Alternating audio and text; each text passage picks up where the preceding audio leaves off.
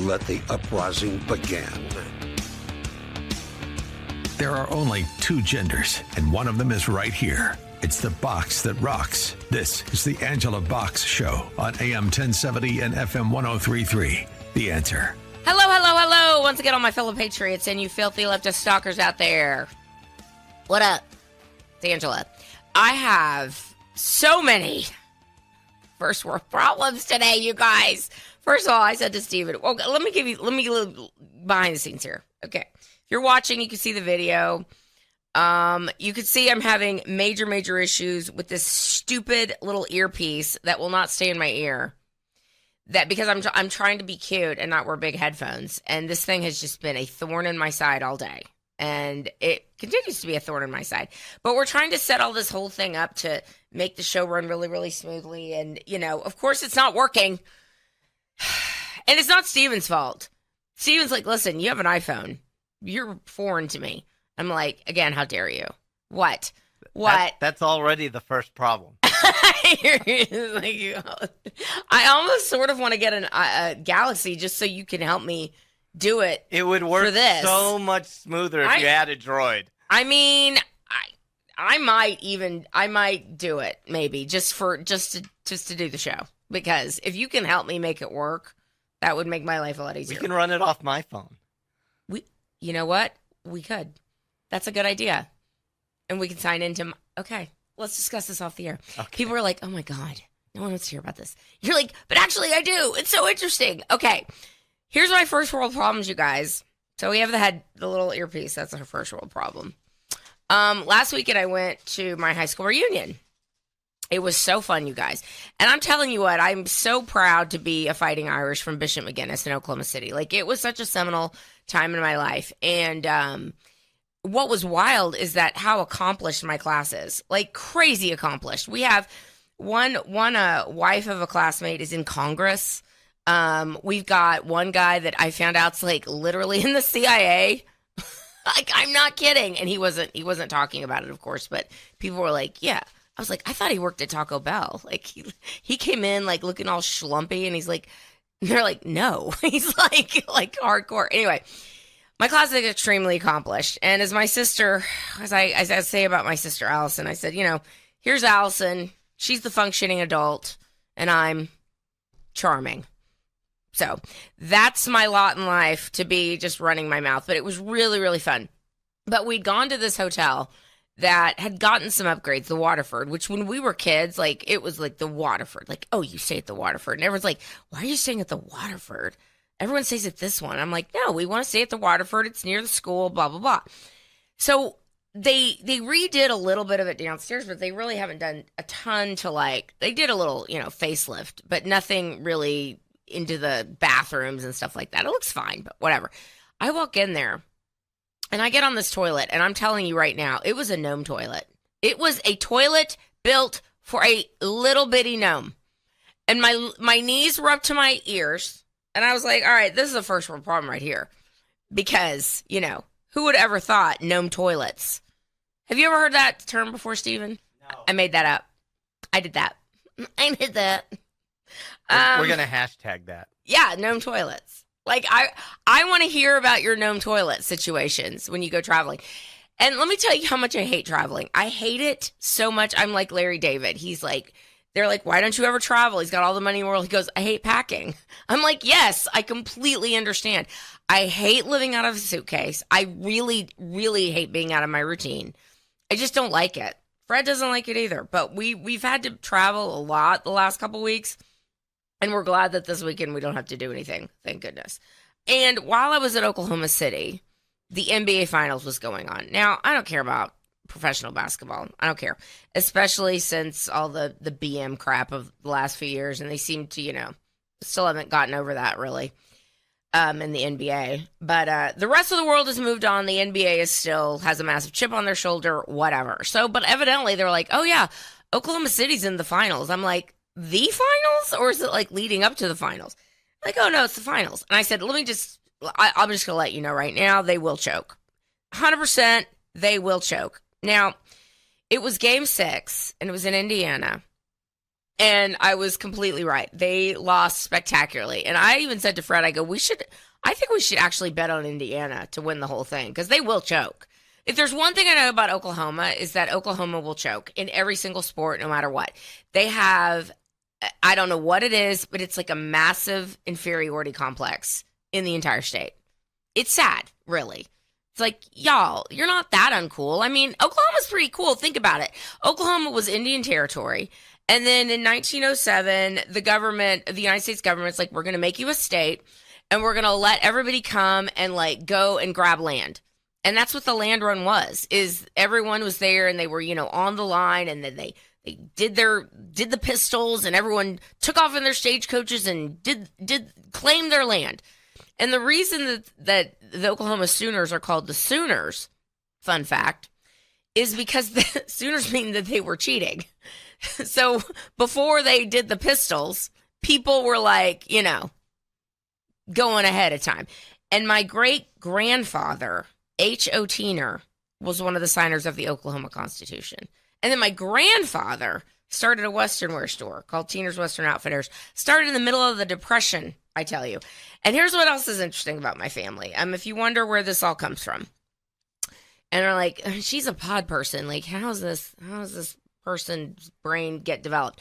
Well, my family was always Republican, even in the Depression era, even in the era of FDR and Kennedy, and they were like hardcore Republicans. So my grandfather was quite a little iconoclast, and evidently so was my great-grandfather. So anyway, Oklahoma should not have an inferiority complex. It's a cool place. Do I want to live there right now? No. But anyway, I have much love for my Bishop McGinnis Fighting Irish. Okay, point is, they ended up winning. They won the NBA Finals. You could have knocked me over with a feather. I was like, well, I'm glad we didn't bet against them, but it was seriously shocking that they would have won that. Now, last week at this time, it's almost like it's a whole other world that's gone. We were all waiting on the Karen Reed verdict, and it came out. And this little heifer was found not guilty, which, again, okay. Anyway, it's kind of like completely gone away now. Like, remember how I was talking about how her supporters were like literally insane, and they went after people personally, and they would, attack your looks or attack this or attack that. Now they're just like gone. And I'm like, what are these people going to do now? And now that Karen Reed is, off to cavort around with her alleged boyfriend / attorney, my opinion, I don't know. Like, some people are thinking that she's going to get like millions and millions of dollars to do her movie rights. It's like, oh, please don't let evil win like that. Like, even if she does sign over her rights, her movie rights, which she will. I mean, this woman's like, I'm a celebrity now. I've arrived. Please. This is what she's been waiting for her whole life. And she'll probably get some money out of this. But what I'm hoping is that whoever does decide to make this movie actually makes a real objective movie about this. And it's like, okay, like, you did it, okay? The data is the data. You even said so yourself, Karen, standing outside of the court where you talk to reporters every day, but you wouldn't get on the stand under oath. You're like, hey, the data is the data. It's like, you said it, heifer. All right, when we get back, we are talking to an Iranian expat about all this stuff going on with the strikes, and then I'll pick up with that in the third segment because there's a lot going on. You're listening to The Angela Box Show, BRB. Welcome back to the Angela Box Show. I'm really excited to talk to a gentleman that I actually met virtually this week on the Isaiah Factor. Isaiah had us all on to discuss what was going on in Iran. And so I was like, I need to talk to this guy because he seems to have his head on straight. Brian Taef. And Brian started an organization called Gen Now Network. And he was kind enough to call as he's in Austin today because I was like, dude, we got to talk about this because, you are Iranian and just talk to me. Talk to me. What's the vibe in the streets in Iran right now with the family that you've got still over there? Well, Angela, the reality on the ground in Iran is in two different levels. One is the reality that the regime is living with everything around them crumbling down. Majority of the leadership for the regime is literally gone. They're no longer with us. So there's chaos on the side of the government and those who are loyal to the government, which is roughly to be honest, I would say around 20% of the population. Then you got the other 80% of the country who are literally feeling like this is the best opportunity they had in the last 47 years to topple the regime. And I know the phrase of regime change has been just floating around recently, and everybody have a different identification of what regime change looks like. But what I want to tell everybody in the U.S. is a regime collapse would eventually lead to a regime change. And all the strikes that Israel has done, that we have done, just literally cripple the government all around itself. So I think that opportunity is there now. So how old were you when you came to America? I came to America when I was 14. Okay, so you remember a lot of what it was like. Yeah. Firsthand, my family were persecuted against because we were religious minorities. So I'm assuming Christian. I am Christian. My family are Baha'i. I don't know if you're well, thank you, Justin Baldoni. We all know what Baha'i is now. Yeah, there you go. All it takes is one. All it takes is one. When I got older, I started to research religion very obsessively, and I come to the realization that Christ is King. So I went a different route than my family, but ultimately we were religious minorities growing up in Iran. So like from my earliest memories that I have, I've seen firsthand what this government is capable of doing. I remember years ago talking to an Iranian woman who has a business out in Katy, actually, a restaurant. And somehow we just got to chatting about what was going on. And this is, pre-Trump. And so I guess it was during Obama's time. It was during the first the spring. What did they call it? The Iranian. So, remember that? Yeah. It was the Arab Spring. Arab Spring. Thank you. Yeah, Iran was the country that literally sparked that first. But not many people know that. The regime was on the verge of collapse then. Right. But the people were on the street chanting for Obama support, literally chanting, Are you with them or are you with us? Yep. And Obama decided to go to a different route and make a deal with the government and fill their pockets back up. So they used all the funds that we gave them literally to oppress their own people. Yeah, I think we need to give a little history lesson for people because they forget just how dark-sided Barack Obama is. Barack Obama surrounded himself with people from the Muslim Brotherhood. There were many, many White House visitor logs that they've tried to keep hidden. And Obama, is out there, hanging out with the Muslim Brotherhood. During the nuclear Iran talks, which was so stupid to me, and we talked about this on Isaiah's show, I was like, basically, Obama did a pinky promise with Iran. And they're like, hey, guys, will you promise not to create a nuclear weapon for 15 years? And they're like, yeah, totally sure. And it's like, what? And then Obama gives them $400 million in cash, which Iran then proceeds to use against its own people and against Israel and to foment terror around the world. When this rabbit hole really starts getting looked at and Obama starts to get looked at and his role in all of this, I think people are going to be absolutely blown away. This could have been over 20 years ago. I would say it's even deeper than Obama. How far do you want to go back? Let's do it. We have 6 minutes. Let's do it. 1979, you had the Carter administration, toppling the Shah basically to install a government that would give them all a lot easier. Then 2008, you have the Obama situation that you just mentioned. Then let's go back from 2020 to 2024. Biden came in, added more sanctions, but didn't enforce a single one of them. So, of course, since inception, the Democrats created this mess, and they keep funding it to create this giant of a terrorist state that we're dealing with today. So it's over and over, leads back to the Democrats every single time. They ruin everything they touch. It's a real talent that the Democrat Party has. But back to this lady, and this is why I wanted to talk to you about your family that are still over there. She said that when she tries to call home, everything is coded. Their calls are being monitored. And if she says something against the regime, against the mullahs, the lunatic mullahs that want to throw gays off roofs and put women in beekeeper outfits, among many other things, that their family will be rounded up. Is that your experience too? I don't want to get your family in trouble. Trust me. I just want to know if you've heard that. So since religion usually goes down by family, most of my family had to flee the same way he had. So I don't have too much family on the ground. I do talk to a lot of people on the ground. And one thing I can tell you, she's right from that aspect. If you call the government line, the official line inside of Iran, yes, absolutely, there's somebody that's going to end up in jail because of your conversation.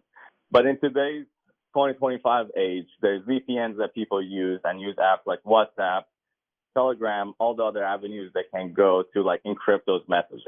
So technology is there for this to happen, but one thing that the regime does is drop down the internet usage. So they're not making internet accessible to certain areas, especially when Israel was doing the bombs. They used to text the Iranians on their phone, tell them, hey, there's a bomb coming. But what the government would do, they knew all those messages were going to go out, so they would shut the internet for that said area. They do manipulate the system at a very high capacity. That's the one thing I give to them. They're very tenacious in their evil doing, and they got really good at it because they had the money to invest in themselves. Thanks to the United States and our probably intelligence clowns throughout the world. But real quick, we have a couple minutes left. People need to understand again, Arab Spring happened during Obama. I remember it. They were all wearing green, and they were begging, please help us. And Obama was like, nah, we're not going to do that. And it's not a matter of President Trump sending in boots on the ground. He said that's not going to happen. I really don't think that's going to happen. It's about allowing the opportunity for the people of Iran to finally rise up. Now, what is your take on the Shah's son? I know the Shah had a lot of issues too. There was a reason this whole Islamic uprising happened in the first place. But what's your take on the son of the Shah kind of coming out and encouraging a revolution?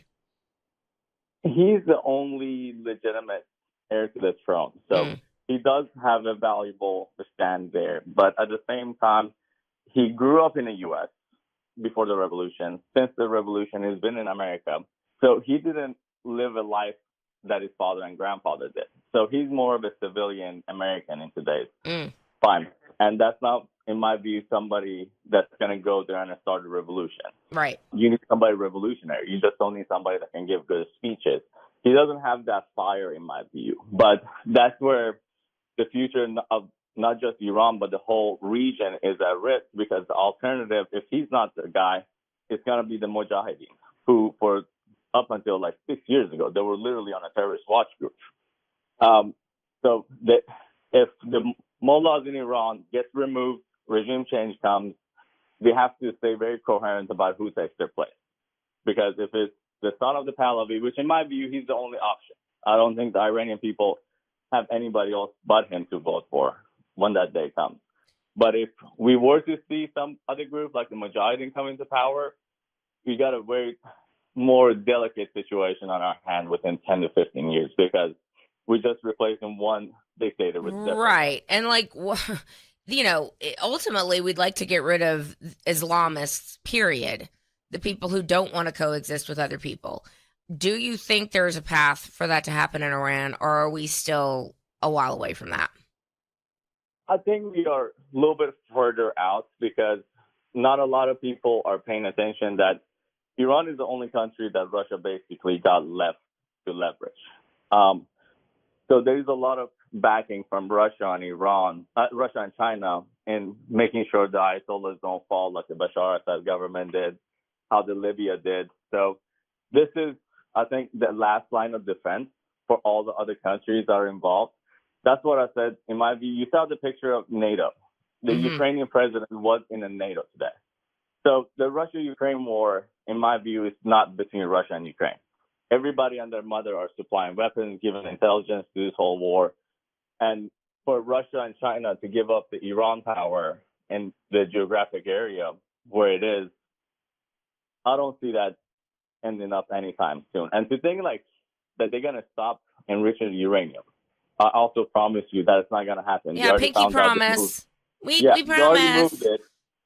And they already moved the uranium, supposedly, and enriching a 60% enriched uranium to a 90% weapon grade.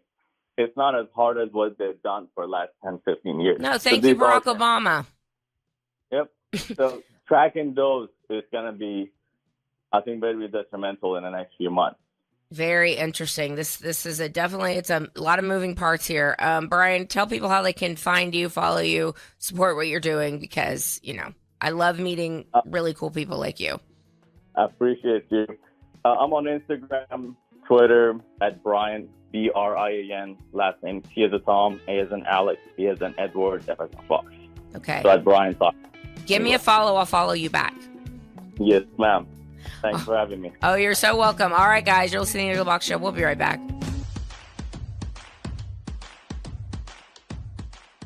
Okay, so as I mentioned, I did a segment earlier this week on Isaiah's show, and it was right after Trump hit Iran. And when I found out about it, we were at my reunion, and he beckoned me. He was like, hey, we just hit Iran. And people were like, understandably concerned. I think MAGA was like, is this going to become another 20-year quagmire? No, it's not. He decisively hit the nuclear targets, and we're out, all right? Now, if Iran wants to keep effing around, they're going to keep finding out, okay? And I think that it's probably not over, but, we shall see. Allegedly, he didn't get all of their nuclear capabilities, so I imagine maybe if they don't want to come to the table and do a deal, that's on the table. But, listening to some people on the left saying that Trump's going to get us into World War III and isn't this terrible and blah, blah, blah, when the same people were like, hey, we should continue to just give money hand over fist to Ukraine. For what reason? The Ukraine flag and bio people are like, we have no problem with giving $350 billion of American taxpayers to Ukraine, but God forbid Trump goes in and decisively ends the nuclear capabilities of a Islamic state. Like, God forbid.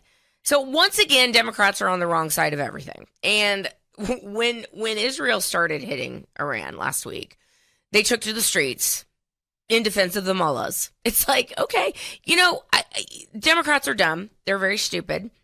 But at the same time, it's such an exercise in watching what children would basically do, because they have to reflexively go against everything Trump would do. Everything. And Israel, for that matter. Everything that they would do, they have to be against, because they are 5 years old. Even though it's a good thing that Iran cannot have a nuclear weapon. I mean, of all people, Van Jones was like, listen, you guys, listen, Democrats, paging my Democrats here. Iran is not a normal country, and they can't have a nuclear weapon. And you know what Trump was so amazing about is that he goes to the G7 summit last week.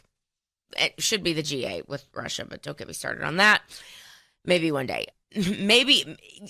Side note, perhaps if Russia was back in the G8, there would not be this othering of them, which is what the left has tried to do for these many decades, and then, funnel money to Ukraine and get everyone all exercised against Russia, when if Russia was just in the G8, none of this would be happening. But I digress. I don't know anything about anything. But anyway, so he's over the G7, and this starts going down. He's like, listen, I got to go. And I'm out. And what happens is that every single leader in the G7 who do not like President Trump, who wish he was not president of the United States, who would much rather be dealing with a Joe Biden or whoever was running Joe Biden, they all got in line, didn't they? Toot sweet. And they were like, yeah, Iran can't have a nuclear weapon. Like, they all got in line. It was shocking. And so after this ended, and Trump was like, this is all we're going to do. You might want to come to the table, Iran, and you're not going to have a nuclear weapon, period, at the end. If you want these crippling sanctions to stop, you're going to play ball with us. And that's what's going to happen, you guys. And then, of course, the ceasefire that Trump brokered, which no one saw coming. I mean, everybody thought, every single leftist on planet Earth, the ones that were riding and dying for the mullahs last weekend in the streets of New York City, they all thought that this Israel-Iran war was going to go on and on and on. Trump's like, nope. We're going to end it, and we're going to have a ceasefire. And I think what is so interesting about Trump, and what is so simple about, not simple in the fact that it's a dumb thing, not at all. It's just simple because this stuff is not hard. Like we were talking about with Brian, 80% of the Iranian people do not want to live under the boot of these Islamists. They just don't. Like, these people are nuts, okay? And they realize it, and they don't want to do this anymore, and they never really did want to do this anymore. But, here we are 46 years later. And they want to live a normal life. Most people in the Middle East want to live normal lives. We've got people in Gaza that are now understanding that, okay, if we have to go somewhere for a while, so this area that has been completely decimated by decades and decades of war, that we know nothing else, maybe let's try something else. Instead of killing each other over religion and stuff like that, like, let's live in harmony. Let's realize, we're going to have different religions. That's cool. But you have the right to exist. Anyway, I think that Trump is simple the genius of Trump is that it's simple. It's like, people want to live in peace, and let's try this. And he said, Israel and Iran have been fighting for so long. They don't know what the F that they're doing. He said that in an impromptu press conference the other day. And I was like, bravo, sir, bravo. And what did Israel do? They got it together and they called back the missiles. And the ceasefire is now holding, at least now as I tape the show. All right, let's talk about some other stuff. So I got this sent to me. Remember at the beginning of the most sacred month of the year, and it is interesting that this whole Iran stuff is happening during the most sacred month of the year, and of course that is Pride Month. It's almost over though, guys. I'm sad to say. I know you'll be sad to see it go. It's been a lot quieter this year. I don't know what that's all about, but they're not very here queer and getting used to it this year. But never worry, guys, because the public libraries, the bastions of public libraries that are where all the blue-haired fat lesbians work and congregate, they've made sure that during Pride Month, public libraries become centers for queer resistance. Yes, you guys, yes. So if you go into your local public library, you're going to see, Heather Has Two Mommies and Genderqueer and all these little gay books. I mean gay in the sense of homosexual and gay, like stupid. Like, stop it. Listen, I will say this until I'm blue in the face. I don't care if you're gay. I don't care. Just stop shoving it down our throats all the time. Like, that's all anyone wants. If you want to be treated like everybody else, just live your damn life, okay? And stop thinking that you have to tell us all about your sex life 24/7, because we don't care and we don't want to know about it, okay? But it's almost done. But let me read to you. This is in North Carolina. It's in Raleigh. The colorful Pride books set out by Wake County civil servants are not just a benign celebration of gay dignity, hugging couples and gay families. Oh no.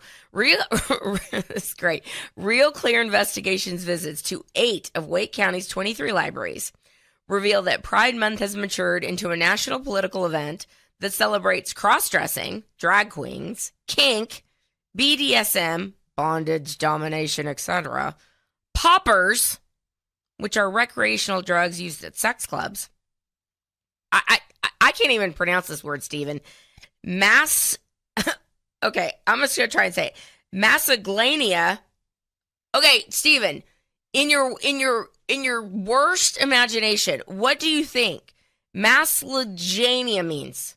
Do you have any? I'm not even saying it right. I don't know if I want to know. Well, I can say it on the air. Let's say I can say it on the air. It's not anything that's gonna have to be bleeped. What do you think it might mean?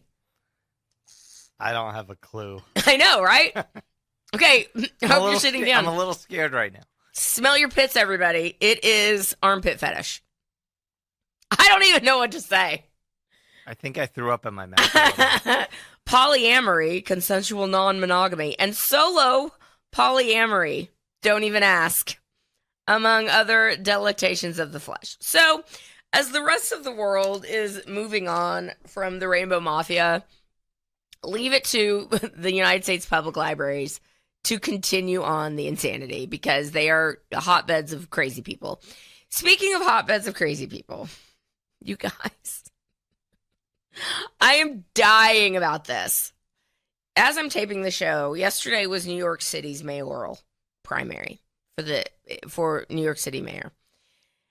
And to no one's surprise, this guy named Mamdani, let me look this guy up real quick. Let me set this up. So, Eric Adams, during the era of Trump, has gotten his act together a little bit and is realizing that maybe I should not be turning all the 4-star hotels into migrant facilities. Just saying. And Trump is like, you either are going to get it together or you're going to have a problem. Okay. He is running as an independent. Okay. So basically, all the Republicans, all 5 of them in Manhattan, are going to have to vote for Eric Adams. Hold your nose, vote for Eric Adams. Okay. Again, listen, Eric Adams is an equal opportunist, clearly, because once President Trump came in, he immediately was like, we're going to clamp down on illegal aliens. It's like, why didn't you do it before? Like, explain it, but whatever. Anyway, some absolute lunatic named Zoran Mamdani, who used to think he was a rapper. So, one of these, privileged people that, thinks he's street, thinks he's hood. He wanted to be a rapper a few years ago. Lunatic guy that said that queer liberation means defunding the police. See how I made that about Pride Month? You're welcome. He beat Andrew Cuomo, who was the governor of New York during COVID. Never forget what Andrew Cuomo did. And if Andrew Cuomo thinks he's getting away with this, he's smoking as much crack as allegedly Barack Obama did in the back of a limo with Larry Sinclair.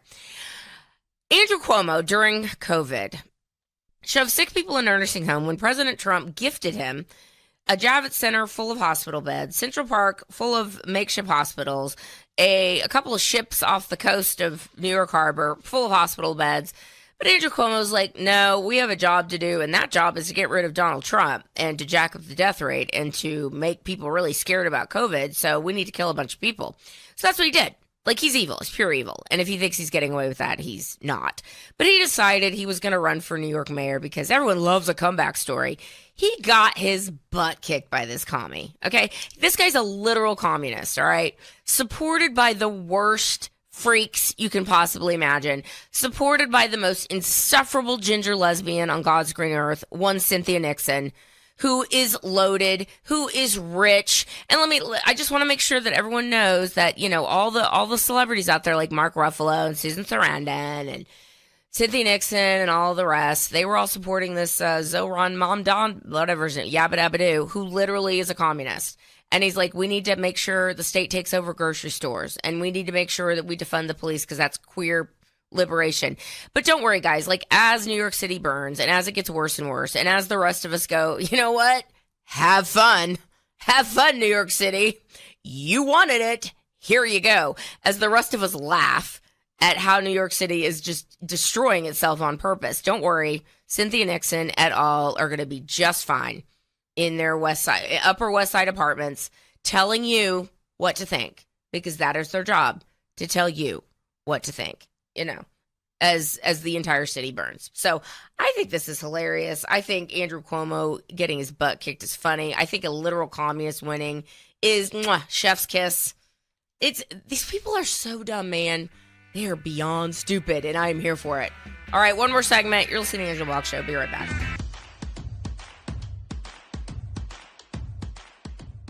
All right, I have one more Cynthia Nixon story. This woman... Let me tell you something. If you've not seen And Just Like That, the reboot of Sex and the City, spare yourself. Like, the first season was absolutely horrific. Like, I hate watched the entire, whatever season, how many of Girls. Lena Dunham, that dump truck. The dump truck known as Lena Dunham. I hate watch that entire series. But at least it was kind of interesting and entertaining. Like, it was fun to watch these just, whiny millennials. It wasn't terrible. Okay, I did hate watch it, but it wasn't terrible. The Sex and the City reboot it's so bad. And so people are like, they're not watching it because they like it. They're hate watching it. That's what's going on. But Cynthia Nixon is really feeling herself because she's out like telling everyone her opinions on everything right now, which is fun for me. Anyway, the insufferable ginger lesbian is like, listen, my trans child is on a hunger strike. Do you know, Steven, I'll give you one guess. Why her trans child, I think it's a boy, I could be wrong, a real boy that thinks he's a girl. What is her trans child on a hunger strike for? One guess. Palestine. Yes! Ding, ding, ding, Ding, ding. ding, ding, ding, ding, ding, ding. So I wonder if her trans child was out riding and dying for the mullahs last weekend in New York City. I mean, they just switch hats. They just we were the Ukraine people, and then we're the tranny people. And then we're the illegal alien people, and then we're the free Palestine people, and now we're rioting and dying for literally the mullahs in Iran. Okay. Please do not stop. Okay. Speaking of some illegal aliens. Okay. We talked about Kilmar Abrego Garcia quite a bit. And last week, there was a magistrate judge, who had no problem, these magistrate judges, keeping January 6th defendants in jail for literally until the end of time. No trial date in sight. Just like keep them in jail like they did in colonial times to people who criticize the British government. Like, do you not see the correlation there? But I digress. Some magistrate judge who, again, had no problem with throwing January 6th defendants, locking them up, throwing away the key forever. She said, listen, now that Kilmar's back, and we're really excited that he's back, we don't think that he should be detained. Because all he's charged with is like human trafficking. Like, what's the big? He's just charged with child human trafficking, okay? He should be let out to walk among us. And his beautiful bride, Jennifer, who, up until she realized she could grift off some idiot leftists, was filing restraining orders against him, was like, yes, we want him home. But President Trump and ICE is like, nah, we're going to keep him. ICE has come out and said there's no universe that exists that Kilmar Abrego Garcia is going to be let out on the streets. But good try. And we know why Democrats want illegal aliens. They want them because they need them in the census. They want those bodies so when the 2030 census comes around, they can count illegal aliens because they're like, hey, they're here, and there's nothing in the Constitution that says that you have to be a legal citizen in order to be counted by the census, which would seem a no-brainer to a dummy like me, but evidently that's true. And so why do the Democrats want them? Well, congressional apportionment, obviously. Congressional apportionment and the promise of eventual Democrat rule and amnesty, and then forever Democrat rule. I mean, man, President Trump he's really a thorn in their side. He is a thorn in their side. He has stopped everything they've wanted, like, dead in its tracks. It's amazing. Like, this last week, too, Anna Paulina Luna, it's pretty good. She's MAGA, like her. She's a rep out of Florida, I believe. She's got great hair, covetable hair, I might say. Anyway, she was like, who we should subpoena, speaking of the people that are funding all this crap? We should subpoena? We should subpoena George Soros for the Congress. And not like that, as she called him, the dark Sith Lord. Not like he's going to show up, because he's not. But you could have an empty chair with his name on it, and you could have, like, let me tell you something. Every single Republican congressional aide right now has been ordered to start doing research on George Soros. Any MAGA congressional aide is. I mean, I'm not saying losers like, who's that guy? Oh, I'm not saying like losers like Tom Tillis' staff. Like, they're not doing it. John Cornyn's staff's not doing it. But MAGA staffers, oh yeah. They're like, let's find out everything this guy's been up to and where his money's going. And so that's going to be fun. Because all this stuff, it doesn't just come out of nowhere. It is being funded by the same group of degenerates that, the Queers for Palestine people. They're all funded. It's all the same people. Anyway, let me see something else that's going on. Okay. So this Iran thing. This is all tied together. Joe Biden, who wasn't really president. We don't know who was actually running the country. I mean, it was Obama. It was Jill Biden, scary. Hunter Biden, who knows? Certainly wasn't Senator Knee-Pad. She was out cackling and being border czar. As Kamala Harris was being border czar, at least 1,500 Iranian nationals crept into our border. I mean, what could possibly go wrong, ladies and gentlemen? And that's the ones we know about, all right? Like, over half of them were just released into the country. Because, they just want a better life. They're seeking asylum in a country, a world away. So Tom Cotton warned us all last weekend. He was like, these little sleeper cells that no doubt exist, these Islamist sleeper cells, are no doubt being activated by the Iran stuff going on. But again, be careful what you wish for, leftists, because once this happens, once it's determined that some illegal alien that came from an Islamist country like Iran, the minute they pull some crap here, it is game over. It is game over for you people. Like, not even Rachel Maddow will be able to defend this. She'll try. She'll like, well, not every illegal alien that's Iranian descent is terrorist, but I guess it just takes one. Yeah, Rachel, it just takes one. And I guarantee you there's more than one. All right? So not even you will be able to defend this, and that is what's going to make it so interesting, because that's when every single Democrat on earth will be like, yeah, we probably should totally shut down the border. That might be a good idea. Okay, let's talk about some Maha stuff. Even the New York Times, even Newsweek is like, what's this Maha movement all about? Like, oh, we're finally starting to understand that maybe we should get the seed oils and the dyes and the gross stuff out of our food, and maybe look into why everyone is so fat now. Like, I don't know. That could be interesting to maybe look at. The Maha movement is growing. The idea that, and I love this so much, because I think the body positive movement, the fat positive movement, the people who go on Instagram and get their carts out and they're like, here's how to get a scooter for Disneyland for us fatties that don't want to walk.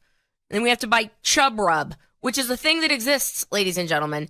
I said to my sister, this, Lumi deodorant, the body deodorant. I'm like, this is because of all the fat people, all right? And they gotta lube up their fat folds so it doesn't hurt them. And they have stinky folds. That's why we have a cottage industry for fat people, like the body deodorant thing, like, ugh, gross. Anyway, the Maha movement is gaining steam, and it's exciting because I really think that the body positive movement has not only set humanity back, but in particular women back 50 years, because the natural order of things is for men and women to be attracted to each other, to then procreate, to have children, to increase the population, et cetera, to couple together in a marriage that then produces children. All right? That is the natural order of things. Well, what did the body positive movement do? Along with Democrats telling black people they don't need fathers in the home, and we're going to put you on welfare, and we'll make sure that you can use your SNAP benefits to go to the convenience store and buy Ho-Hos and Pepsi. All right? It's all connected. All of it's connected. So what did it do?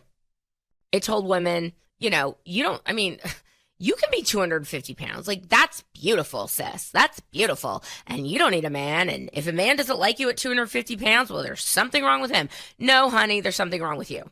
And you were sold a bill of goods. And now that bill of goods has been, that check has been cashed, if you will. So the Maha movement, the media is very, very curious as to how this is happening and why this is It's like, well, it's a reaction to all your crap of the last 50 years. But evidently, Kennedy and Dr. Oz are coming together to basically completely shake up insurance, which is, that's a third rail of the Democrat Party. That is their bread and butter, Obamacare. That is something that when this gets fixed and we put some free market common sense solutions, they're not going to be able to run on it anymore, you guys. Like, everything that Trump is doing and his team is doing is just sticking it to everything Democrats. Every bit of destruction they have been doing to us for the last 50 or 60 years, it is all being dismantled right in front of our eyes. I mean, from Trump going to NATO now and telling NATO and basically coming out with a deal saying, oh, guess what?